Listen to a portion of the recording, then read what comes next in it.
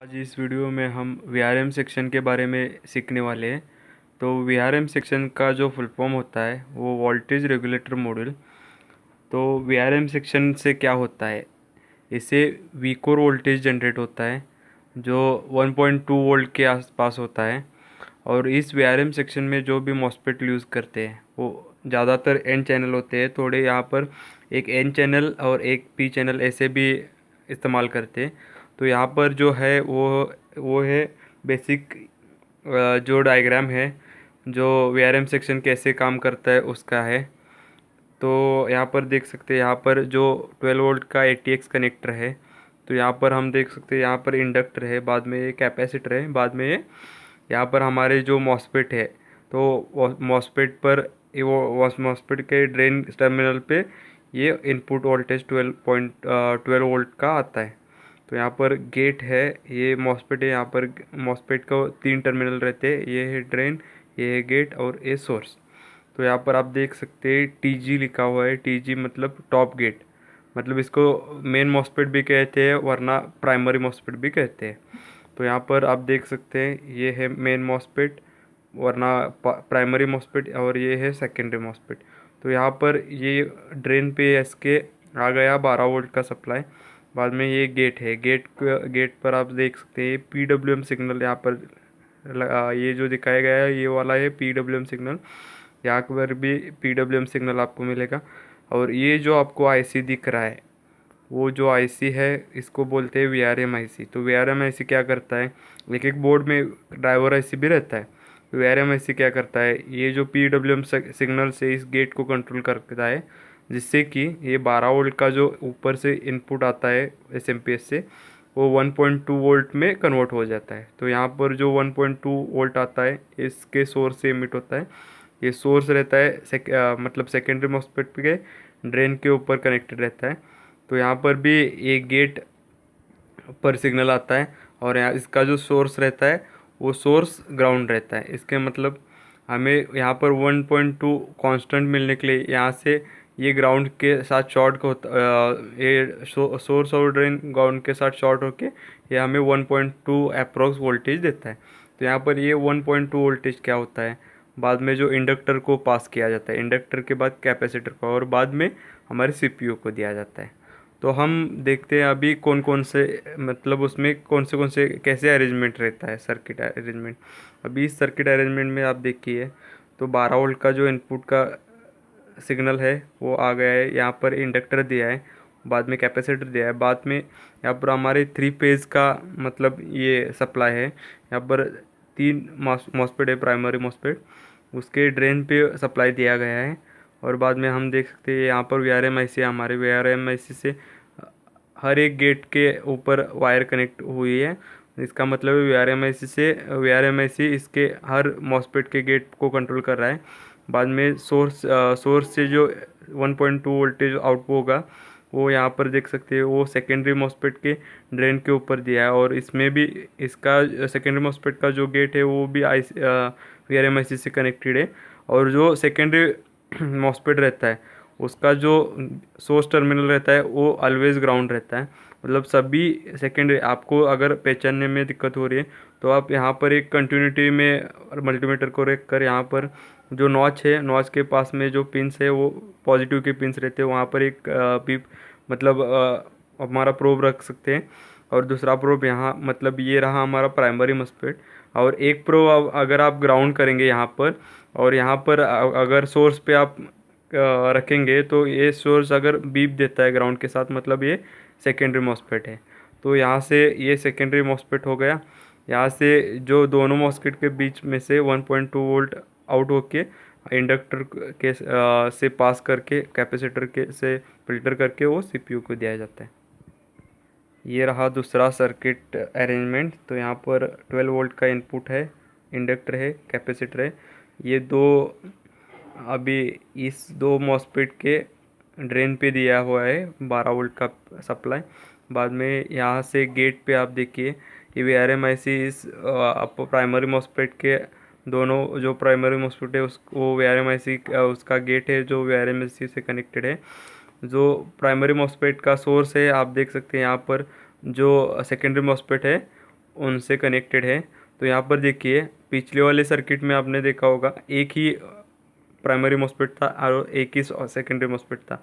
पर इस बोर्ड में देखिए कि यहाँ पर एक प्राइमरी मॉस्फेट है और दो सेकेंडरी, और ये जो मॉस्फेट है ये पैरेलल में देखिए ये वायर इन दोनों से कनेक्टेड है, ये वायर देखिए एक दोनों से कनेक्टेड है, और ये जो है ये तो ग्राउंड ही है। तो ये दोनों सब पैरेलल में रहते हैं, ये दोनों यहाँ पर भी आपको देख सकते हैं ये दोनों भी पैरेलल है। और जो गेट का सिग्नल है वो VRM IC से भी आ सकता है, वरना एक एक बार यहाँ पर VRM IC के बाद कंट्रोलर रहता है, कंट्रोलर इस गेट को कंट्रोल करता है, VRM IC उस ड्राइवर को कंट्रोल करता रहता है। तो ये सब आउट होके सोर्स का मतलब प्राइमरी मॉस्फेट का जो आउटपुट वोल्टेज है वो इंडक्टर के साथ पास करके कैपेसिटर से पास करके ये CPU को दिया जाता है। तो अभी हम देखते हैं इस VRM सेक्शन फॉल्टी होने से क्या क्या प्रॉब्लम आ सकता है। पहला तो है नो डिस्प्ले का आ सकता है, रिस्टार्ट होने का भी प्रॉब्लम आ सकता है। अगर कहीं पर छोटा सा शॉर्ट है तो वहाँ पर वोल्टेज मतलब उस शॉर्ट तक वोल्टेज जाएगा, फिर से वो ऑफ हो जाएगा, शॉर्ट सर्किट के वजह से ऑफ हो जाएगा बोर्ड, फिर से ऑन होगा, फिर से ऑफ होगा। मतलब ये छोटा सा शॉर्ट होगा तो ऐसा प्रॉब्लम आ सकता है। मदरबोर्ड में हैंगिंग का प्रॉब्लम आ सकता है, आपने OS लोड किया बाद में बीच में ये हैंग होता है तो इसके वजह से आ सकता है। बाद में और क्या प्रॉब्लम आ सकता है तो OS का भी इशू आ सकता है, OS लोड ही नहीं हो रही है तो इसका इशू रह सकता है, VRM सेक्शन का इशू रह सकता है। डेड मतलब VRM सेक्शन का कोई भी मॉस्फेट शॉर्ट होगा तो आपका कंप्यूटर ऑन ही नहीं होगा, मतलब ऑन होगा पर बाद में ऑफ हो जाएगा इमिजिएटली, मतलब लाइट ब्लिंक होकर ऑफ हो जाएगी, इसका मतलब डेड है। तो VRM सेक्शन में कोई कहा तो किसी मॉस्फेट शॉर्ट हो सकता है, वरना VRM IC शॉर्ट हो सकता है, वरना ड्राइवर शॉर्ट हो सकता है। और एक चीज़ है, जब आपका CPU हीट ही नहीं हो रहा है, वीकोर आपके पास है पर आपका जो CPU है वो हीट ही नहीं हो रहा है तो भी आपका VRM सेक्शन का प्रॉब्लम रहता है। ये जो है ये जो मॉस्फेट आप देख रहे हैं ये नॉर्मल मॉस्फेट है। अगर आप लैपटॉप में देखेंगे तो अलग आपको SMD में मॉस्फेट मिलेंगे। तो यहाँ पर हमारे पास अभी ये लैपटॉप का VRM सेक्शन है, ये इनपुट वोल्टेज हो गया यहाँ पर 19 वोल्ट हो सकता है, वरना ड्रॉप किया हुआ भी वोल्टेज हो सकता है। ये इंडक्टर से पास करते हैं, उसके बाद यहाँ पर कैपेसिटर है, कोई रिपल फैक्टर होगा तो फिल्टर हो सकता हो करने के लिए। बाद में ये ड्रेन पे दिया जाता है। तो यहाँ पर ये जो है ये मॉस्फेट है। अगर आप इस मॉस्फेट में देखिए तो ऊपर के 4 टर्मिनल्स है उनको वो ड्रेन है, और बाद में नीचे आप देखेंगे तो ये पहले जो 3 टर्मिनल्स रहते हैं वो उनको सोर्स कहा जाता है। वो सोर्स वहाँ से आपका आउटपुट वोल्टेज आउट होगा, और ये जो लास्ट वाला टर्मिनल रहता है वो गेट रहता है। अगर आप यहाँ पर देखिए तो जो रेगुलर मॉस्फेट रहते हैं वहाँ पर ऐसे नहीं, ऊपर वाला जो ड्रेन है, बाद में जो लेफ़्ट साइड वाला है वही गेट रहता है, और राइट साइड वाला सोर्स रहता है। पर यहाँ पर देखिए अगर SMD में आपको लेफ़्ट साइड में सोर्स मिलेगा और राइट साइड में गेट मिलेगा। तो यहाँ पर भी डेस्कटॉप की तरह ड्रेन पे इनपुट दिया है, बाद में आपको गेट पे कंट्रोलिंग VRM IC से PWM सिग्नल मिलेगा, सोर्स से आपका वोल्टेज आउट होगा, आउट करने के बाद वो आपको इंडक्टर से पास करके आपको CPU को दिया जाता है। VRM सेक्शन में जो वीकोर वोल्टेज रहता है उसमें एक बहुत ही इम्पोर्टेंट बात है, जो वीकोर का जो वोल्टेज रहता है जो 0.90 वोल्ट से ज़्यादा होना चाहिए और 1.8 से कम होना चाहिए। इसका जो वीकोर का मैंने जितने बोर्ड देखे उसमें जो वोल्टेज रहता है वो 1.2 वोल्ट के आसपास रहता है। तो इतना ही मेंटेन रहना चाहिए, अगर ये इससे कम है तो कुछ तो प्रॉब्लम है। अभी 1.8 से ज़्यादा है तो उसको ओवर वोल्टेज बोल सकते हैं। इसमें क्या हो सकता है कि आपका जो प्रोसेसर है वो ओवर हीट हो सकता है, वरना हैंग हो सकता है, ऐसे प्रॉब्लम आ सकते हैं। और इससे अगर कम है तो नो डिस्प्ले का इशू आ सकता है। तो ये जो वीकोर का वोल्टेज है वो 1.2 के आसपास ही होना चाहिए किसी भी बोर्ड में देखा जाए तो। उसकी रिक्वायरमेंट बोर्ड वाइज चेंज हो जाते हैं, पर आप देखेंगे तो 945 में, G31 में, G41 में, अभी H55 H61 में तो 1.2 ही होनी चाहिए। आप वी कोर की वोल्टेज जो है वो 1.2 ही होना चाहिए। तो ये रहा बेसिक इंट्रो। अब हम प्रैक्टिकली देखेंगे कि कैसे वीआरएम सेक्शन में क्या क्या मतलब कैसे ट्रेस आउट करते हैं। तो आज इस वीडियो में हम वीआरएम सेक्शन के बारे में सीखने वाले हैं। तो वीआरएम सेक्शन क्या होता है? तो ये वाला जो सेक्शन आपको दिख रहा है, ये वाला इतना, उसको वीआरएम सेक्शन कहते हैं। ये वीआरएम सेक्शन से क्या होता है? वीआरएम सेक्शन से ये जो प्रोसेसर है, प्रोसेसर को पावर जाता है। मतलब यहाँ पर जो प्रोसेसर को पावर रिक्वायरमेंट है उसका सिग्नल रहता है वी कोर का, वो वी कोर सप्लाई करने का काम ये वीआरएम सेक्शन करता है। तो हम अभी इस वीडियो में देखेंगे कि वीआरएम सेक्शन कैसे रहता है। मतलब यहाँ पर आप देख सकते हैं, यहाँ पर आपको ATX 12 वोल्ट लिखा हुआ है। ये जो है यहाँ पर 12 वोल्ट का जो SMP से आपका पावर आता है, 12 वोल्ट की रेल आती है, वो यहाँ पर कनेक्ट होता है। तो हम यहाँ से CPU हमारा प्रोसीजर जो है वहाँ तक कैसे वोल्टेज जाता है हम चेक करेंगे। अभी आप इस सेक्शन में क्या क्या रहता है देखिए। तो यहाँ पर ये जो है हमारा 12 वोल्ट का ATX कनेक्टर है। तो यहाँ से जो वोल्टेज आएगा, तो पहले वो वोल्टेज यहाँ पर जाएगा, इस कैपेसिटर पे जाएगा। कैपेसिटर के जाने के बाद वो डायरेक्टली वोल्टेज इधर आएगा। ये एक मॉसफेट है। ये अभी आप देखेंगे तो SMD में एक टाइप का मॉसफेट है। SMD में दो टाइप के मॉसफेट हमें बोर्ड में दिखाई देंगे। तो ये रहा ए वाला एक टाइप, और ये वाला है वो दूसरा वाला टाइप है। तो हम इस टाइप पे फोकस करते हैं। तो ये है मॉसफेट का ड्रेन। तो ये ड्रेन पे ये 12 वोल्ट इनपुट होता है। बाद में SMD अगर मॉसफेट है तो इसका लास्ट वाला टर्मिनल जो रहता है वो गेट रहता है। ये गेट है, गेट पे अगर सिग्नल आता है यहाँ से VRM IC से गेट पे सिग्नल आता है, तो ये वो सोर्स पे वोल्टेज भेजता है। मतलब 12 वोल्ट का वो ड्रॉप करके 1.2 वोल्ट तक वो ड्रॉप करता है। और ये जो तीन टर्मिनल से ये इस मॉसफेट के सोर्स है, ये सोर्स डायरेक्टली कनेक्टेड रहते हैं इस सेकेंडरी मॉसफेट के ड्रेन पे। और इसका जो सोर्स रहता है, इस ये तीन जो है वो ग्राउंड होंगे। और ये जो गेट है सेकेंडरी मॉसफेट का, वो भी इस IC से कनेक्टेड रहता है। इस IC, ये जो IC है वो सब इसका ड्रेन गेट पे जो सिग्नल आता है इस मॉसफेट का, तो वो सब ये IC कंट्रोल करता है। तो इसको VRM IC भी बोलते हैं। अभी हम इसको देखें तो यहाँ पर हमारे पास अभी देखें एक यहाँ पर पेयर है हमारे पास यहाँ पर मॉसफेट है, यहाँ पर इंडक्टर है मतलब कॉइल, कॉइल के बाद कैपेसिटर है, और यहाँ पर हमारे प्रोसेसर को सप्लाई जाता है। ये रहा एक सप्लाई, ये रहा दूसरा सप्लाई, और ये रहा तीसरा सप्लाई। तो इसको थ्री फेज भी बोलते हैं। एक एक जगह पर आपको यहाँ पर थ्री फेज सप्लाई है ऐसे बोलते हैं। तो ये रहा पहला टाइप, जिसमें आप इस तरह के SMD मॉसफेट देखेंगे। बाद में हम अभी दूसरा टाइप का मदरबोर्ड लेते हैं। तो ये रहा दूसरा टाइप का मदरबोर्ड। यहाँ पर आप देख सकते हैं, यहाँ पर हमारा ATX कनेक्टर है, 12 वोल्ट का इनपुट सप्लाई यहाँ पर आता है। बाद में यहाँ से आप देखेंगे तो अभी यहाँ पर कितने मॉसफेट लगे हुए, 1 2 3 कॉइल है। मतलब यहाँ पर मॉसफेट कितने हैं देखिए, 1 2 3 4 5 6 7 8। मतलब यहाँ पर कैसे होगा, 3 टॉप मॉसफेट होंगे। हम चेक करते हैं इसको, यहाँ पर टॉप मॉसफेट कौन सा है। तो मैंने मल्टीमीटर को बीप रेंज में रखा है। तो पहले तो हम ग्राउंड चेक करेंगे। ये वाला ग्राउंड पिन है, ये वाला 12 वोल्ट पॉजिटिव पिन है। तो हम देखेंगे किस किस मॉसफेट पे आता है। अभी यहाँ पर देखेंगे तो यहाँ पर बीप दे रहा है, मतलब ये प्राइमरी मॉसफेट है। मतलब फर्स्ट, इसको टॉप गेट भी बोलते हैं, टॉप मॉसफेट भी बोलते हैं। और इसका जो ये सोर्स है 3 टर्मिनल, ये यहाँ पर इस मॉसफेट के ड्रेन पे कनेक्टेड होगा। एक मिनट, ये देखिए, ये इस मॉसफेट के ड्रेन पे कनेक्टेड है। मतलब ये रहा हमारा प्राइमरी मॉसफेट, ये हमारा सेकेंडरी मॉसफेट है। अब फिर से हम देखेंगे, ये और ये मॉसफेट एक पैरेलल में है, मतलब एक दूसरे के साथ कनेक्टेड रहेंगे।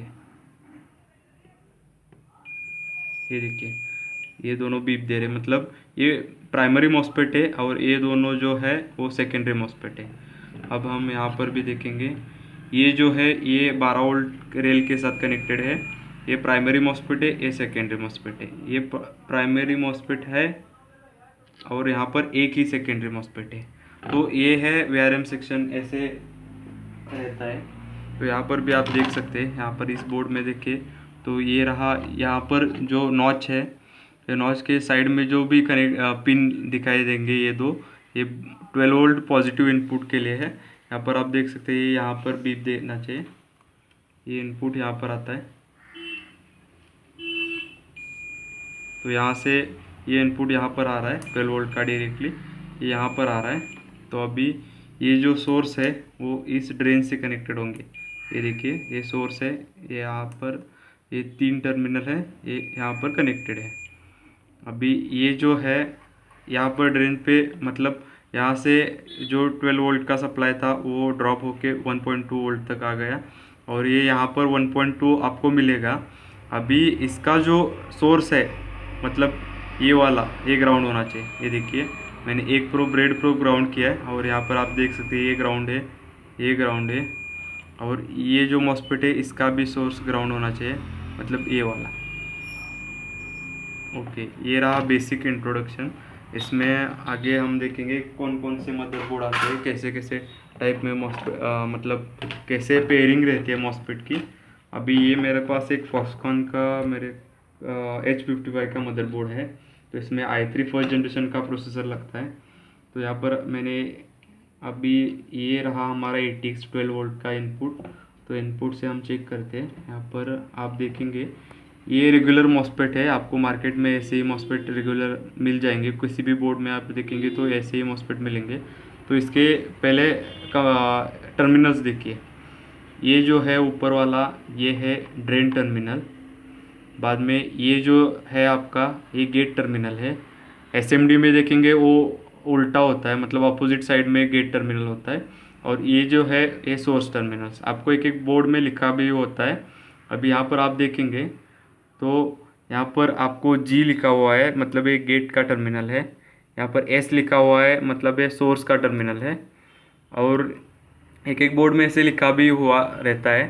तो हम पहले से ट्रेस करेंगे, ये 12 वोल्ट का इनपुट का पॉजिटिव का पिन है। तो यहाँ पर हमारा आ रहा है 12 वोल्ट, यहाँ पर आएगा, यहाँ पर। तो यहाँ पर भी, यहाँ पर भी और यहाँ पर भी। तो अभी देखिए इसमें कैसी पेयरिंग बनाई है। ये है प्राइमरी मॉस्फेट और ये दो सेकेंडरी मॉस्फेट। तो इसमें भी क्या किया है, एक प्राइमरी रखा है और दो सेकेंडरी रखे हैं, मतलब ये दो मॉस्फेट जो है वो पैरेलल में होंगे। इसका ड्रेन बीप दे रहा है, गेट भी बीप देना चाहिए और सोर्स भी बीप देना चाहिए। ओके, इसका भी ड्रेन बीप दे रहा है, गेट भी बीप दे रहा है और सोर्स भी बीप देना चाहिए। ये देखिए सोर्स भी बीप कर रहा है। तो अभी जो 12 वोल्ट का इनपुट सिग्नल आया है वो यहाँ पर आया है। अभी ये है गेट का सिग्नल, इसका जो ड्रेन है वो वापस यहाँ पर कनेक्टेड रहेगा और इसका जो सोर्स है वो यहाँ पर ग्राउंड होगा। वो यहाँ पर आप देख सकते हैं ग्राउंड किया गया है। तो ऐसे इसमें देखिए आप, यहाँ पर आपको कहा किसी भी मदरबोर्ड में अगर आपको ऐसे मॉस्फेट, कॉइल और कैपेसिटर, तो वो एक पावर सप्लाई हो जाता है। मतलब यहाँ पर आप देख सकते हैं मॉस्फेट है, यहाँ पर कॉइल है और ये कैपेसिटर, मतलब ये किसी चीज़ का तो पावर सप्लाई है। मतलब यहाँ से कहाँ किसी तो चीज़ पर पावर जा रही है।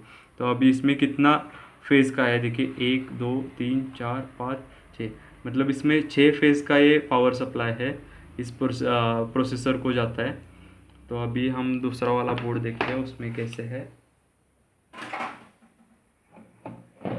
तो सेम पेयरिंग में हमारे सेम पेयरिंग मतलब मॉस्फेट के अरेंजमेंट में हमारे पास ये लिनोवो का मदरबोर्ड है, सॉरी HP का मदरबोर्ड है। तो यहाँ पर आप देख सकते हैं, तो यहाँ पर हमारा ये ATX का पावर पिन आता है। तो यहाँ से हम ट्रेस करेंगे, ये इनपुट टर्मिनल है। तो यहाँ पर ये जो पहला वाला मॉस्फेट है उसके ड्रेन पे बीप देना चाहिए, यहाँ पर भी और यहाँ पर भी। तो ये तीनों है प्राइमरी मॉस्फेट। तो अभी हम देखेंगे प्राइमरी मॉस्फेट। अभी एसएमडी में मैंने बोला था ये जो लास्ट का टर्मिनल रहता है वो गेट रहता है, और ये जो 3 टर्मिनल रहते हैं वो रहते हैं सोर्स। तो सोर्स इस दूसरे वाले मॉस्फेट पे बीप देना चाहिए गेट पे, सॉरी ड्रेन पे। ये देखिए ये भी, मतलब ये दोनों पैरेलल में है। यहाँ पर इसका गेट भी देख सकते हैं, सोर्स भी बीप देना चाहिए, सोर्स भी बीप दिया है। मतलब ये दो पैरेलल में है और ये सीरीज में है बोल सकते हैं।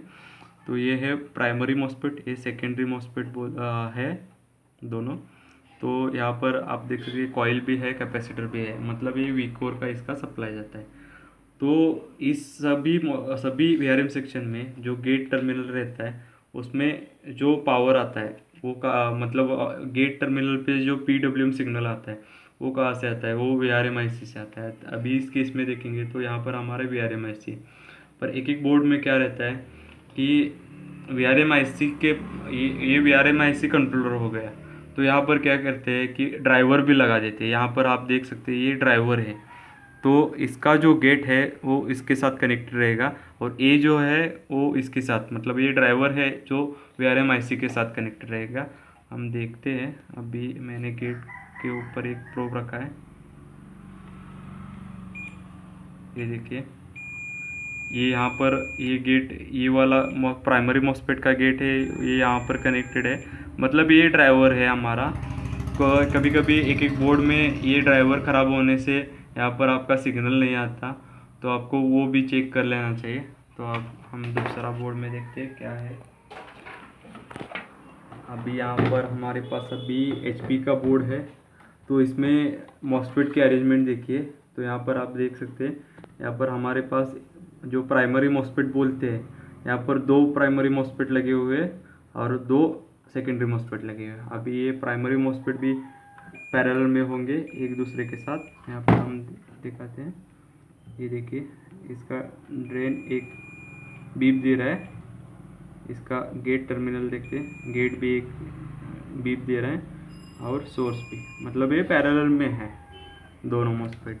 यहाँ पर भी सेम रहता है कि यहाँ से इनपुट आता है और यहाँ पर मतलब यहाँ से 12 वोल्ट का इनपुट आता है। यहाँ पर आप देखेंगे तो सोर्स टर्मिनल पे 1.2 वोल्ट का आपको वोल्टेज मिलेगा और यहाँ पर आपको वीकोर मिलेगा, मतलब यही 1.2 वोल्टेज यहाँ पर जाता है।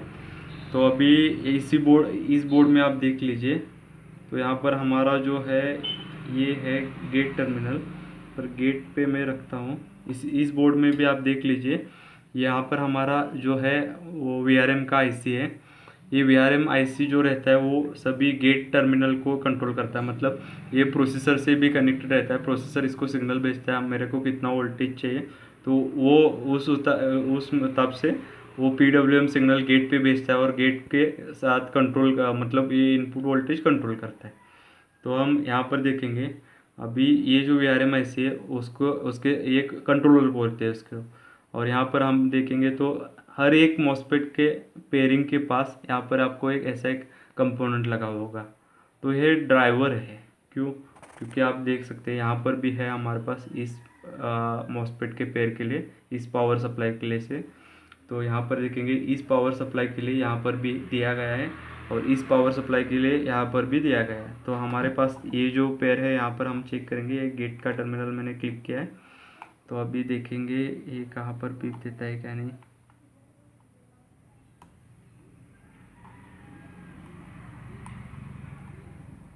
नहीं,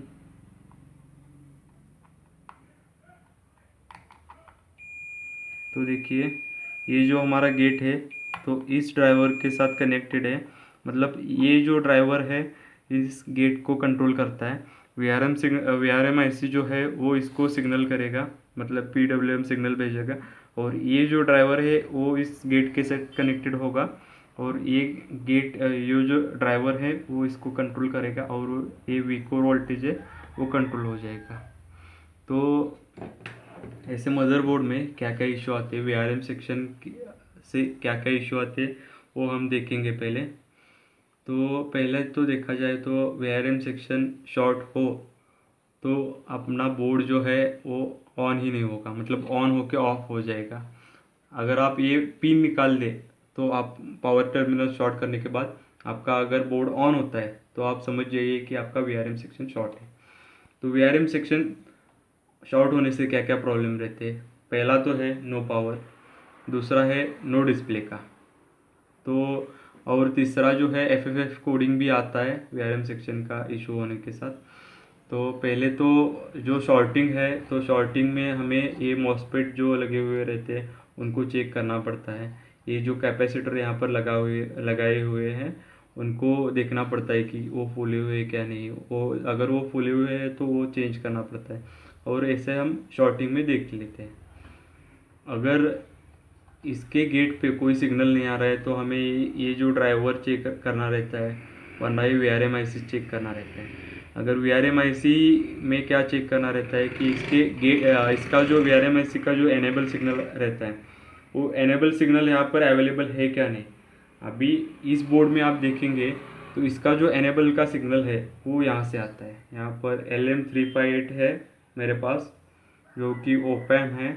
इस ओपैम से इसका जो एनेबल सिग्नल आता है यहाँ पर, इस ओपैम से इसका एनेबल सिग्नल आता है। तो ऐसे हर एक बोर्ड में ज़रा अलग अलग का एनेबल सिग्नल कहाँ से आता है वो अलग आर्किटेक्चर रहता है। तो इस बोर्ड में तो यहाँ से आता है LM358 से। ये बोर्ड है मेरा HP का TG33MK। तो ऐसे हमारा जो वीआरएम सेक्शन काम करता है। नो डिस्प्ले में आपको चेक करना पड़ता है कि हर एक यहाँ पर अभी ये पेयर में यहाँ पर 1.2 वोल्ट आ रहा है कि नहीं, यहाँ पर आ रहा है कि नहीं। एक एक बार क्या होता है कि यहाँ पर आ रहा है पर यहाँ पर हमारा नहीं आ रहा है, तो इसके वजह इसका रीज़न क्या रह सकते हैं। यहाँ पर जो गेट टर्मिनल है, गेट टर्मिनल के पास जो रजिस्टर है तो उसको रजिस्टर को भी चेक करना पड़ता है। कभी कभी रजिस्टर के यहाँ पर इनपुट, यहाँ पर वोल्टेज आ रहा है पर यहाँ पर नहीं आ रहा है क्योंकि ये रजिस्टर ख़राब हो सकता है। तो ये जो गेट पे सिग्नल जो मिसिंग होता है तो वो मिसिंग सिग्नल ये ड्राइवर की वजह से भी हो सकता है, वरना फॉल्टी वीआरएम आईसी की वजह से भी हो सकता है। तो ऐसे वो हम डायग्नोस करके हम वीआरएम सेक्शन को रिपेयर करके हमारा मदरबोर्ड अच्छी तरह से चालू कर सकते हैं। Thank you. Subscribe for latest technical related videos.